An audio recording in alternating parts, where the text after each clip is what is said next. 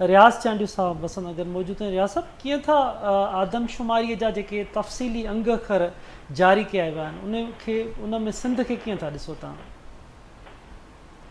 ॾिसो 2017 में जेका मर्दमशुमारी थी हुई सिंध उन ते बि रेज़िस्टेंस कई ॾिनी हुई ऐं सॼी सिंध सरापा एहतजाज थी हुई। उहा बि बोगस ऐं जाली हुई, जंहिंमें तव्हांजी एमपीए जी सीट हिकिड़ी उन्हनि घटाई हुई जकबाद मां ॻड़ी खैरो मां, हिकिड़ी सीट घटि थी खानपुर ज़िले शिकारपुर मां, ऐं हिकिड़ी सीट घटि थी एमपीए जी डिस्ट्रिक्ट नौशरो फिरोज मां। त उहा मर्दमशुमारी बि असांजे लाइ ॼणो हिकिड़ो डेथ ऑर्डर हुई, मौत जो परवानो हुई, जंहिं ते पीपल्स पार्टी सही कई।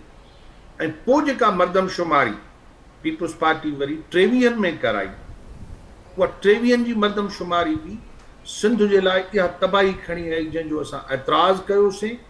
2017 जी मर्दमशुमारी जे लाइ बि सिंध हुकूमत चयो ऐं पीपल्स पार्टी त असांखे इहा क़बूल न आहे, एतिराज़ आहिनि, पर पोइ बि वञी उन ते सही करे मौत जो परवानो, सिंधियुनि जे तबाहीअ जो परवानो बिलावल ज़रदारी ऐं आसिफ ऐं मुराद अली शाह करे आया।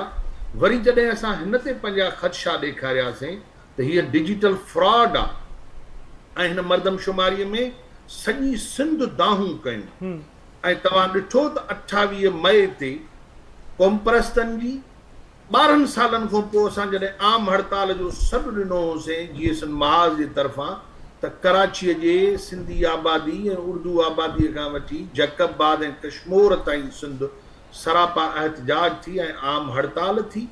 तॾहिं वज़ीर आला चयो ऐं बिलावल ज़रदारी त असांखे 23 जी मर्दमशुमारी ते बि एतिराज़ आहिनि, असांखे इहा क़बूल न आहे, ऐं उन्हनि ऑल पार्टीज़ कॉन्फ्रेंस कई घुराई, जंहिंजो असां उन वक़्तु बाइकाट कयोसीं त पीपल्स पार्टी असां सां धोखो करे थी। उहा आदमशुमारी ते कॉन्फ्रेंस करे इजलास सॾाए वरी वेंदी आहे, वञी मरकज़ी सरकार ऐं पंजाब जी वञी ताबेदारी कंदी आहे। ही अॼु जेका मर्दमशुमारी पीपल्स पार्टी जे दौर में ॿ थियूं आहिनि, ही तारीख़ी गुनाह ऐं बददियानती आहे ऐं सिंध जी बर्बादीअ जी डिजिटल फ्रॉड आहे जेको पीपल्स पार्टी मंज़ूर करे आई आहे। हिन में तमामनि जी MNA जूं सीटूं उहे घटिजी वयूं। शिकारपुर जी तव्हांजी MNA जी सीट घटिजी वई, सांगड़ जी तव्हांजी MNA जी सीट घटिजी वई। हिन में ठट्टो घोड़ाबारी जी तव्हांजी MPA जी सीट घटिजी वई ऐं सॼी कराचीअ में मर्दमशुमारी जो तादाद एतिरो वधीक ॾेखारियो। उर्दू आबादी जे वधे थी त या अफ़गान आबादी कराची में वधे थी, सॼी सिंध में सिंध जे माण्हुनि जी 7 करोड़ खां मथे उन्हनि जो तादाद आहे। तव्हां जाली ऐं बोगस नमूने सां असांजी मर्दमशुमारी घटि ॼाणाए ऐं असांखे अचे तव्हां बीहारियो आहे 5.5 करोड़ ते जी आबादीअ में, उन में बि सिंधी थोराई में।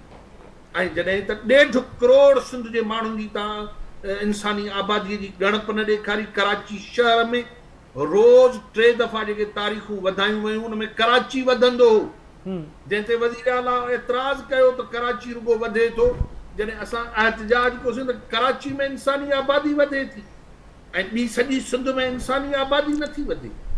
ऐं जेको अफ़गाननि जो तादाद उते ॾेखारियो वियो आहे, शर्म जहिड़ी ॻाल्हि आहे त 19 लख अफ़गाननि जो पाकिस्तान में तादाद आहे ऐं सिंध में उहे 1.5 लख बि ॾेखारिया अथनि, जॾहिं सिंध में पाण चयो अथनि त कराचीअ जे अंदरि 14 लख खां वधीक अफ़गानी असांजो तादाद उन्हनि खां मथे असां ॼाणायो आहे। जॾहिं पीपल्स पार्टी ऐं पाकिस्तान जी मरकज़ी सरकार हीअ बर्बादी कंदी, केरु चवंदो त पाकिस्तान जे हुकुमराननि वटि सिंध ऐं सिंधियुनि लाइ को इंसाफ़ ऐं कानून आहे, तंहिं करे असां हिनखे मुकमिल रद्द था कयूं।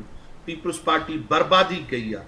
हिकु तरफ़ पंजाब जी मुस्तक़िल डोमिनेंसी वधंदी, जो असां 49% ऐं 50% गैस पैदा कयूं, असांजा माण्हू त ॿाहिरारी में काठियूं ऐं छेणा पिया ॿारनि, उन्हनि खे पखो ऐं बिजली कोन्हे। इहो तव्हांजो फ्रॉड ते ज़ाहिर नथो थिए त वसीला असांजा ऐं असांखे उते कुझु न ॾियो। तादाद असांजो पंहिंजे ज़मीन ते असांजो हक़ीक़ी तादाद मुल्क जा हुक्मरान मञण लाइ तयारु न आहिनि, त असांखे हथरादू तरह अक़लियत में तब्दील कनि था। हीअ तबाही आहे त असांखे थोराई में बि ॾेखारियो ऐं असांजे पेरनि हेठो ज़मीन बि कढो, असांजा वसीला खणी वञो ऐं असांखे गुरबत जी लकीर खां हेठि धिके छॾियो।